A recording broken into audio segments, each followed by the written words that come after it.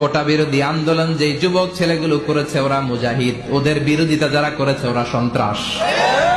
নিরাপদ সড়ক চাই আন্দোলন যে ছেলেগুলো করেছে এক একটা মুজাহিদের বাচ্চা, ওদের বিরোধিতা যারা করেছে এক একটা কুখ্যাত সন্ত্রাস।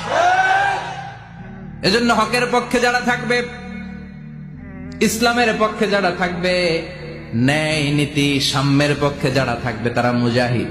বাই ডিফল্ট এগুলো মুজাহিদ, চিল্লায় বলেন ঠিক কিনা? আর বিরোধিতা যারা করবে সন্ত্রাস। যুবকরা হচ্ছে শক্তির আধার, তাদের মধ্যে আছে প্রাণ ঢালা উচ্ছ্বাস, তাদের রক্ত গরম, তারা চাইলে অনেক কিছু করতে পারে, পারে না? কোটা বিরোধী আন্দোলন করতে পারে, তারা নিরাপদ সড়ক চাই আন্দোলন করতে পারে, তারা দুর্নীতিমুক্ত বাংলাদেশ গড়ার প্রত্যয় নিতে পারে, চিল্লায় বলেন ঠিক কিনা?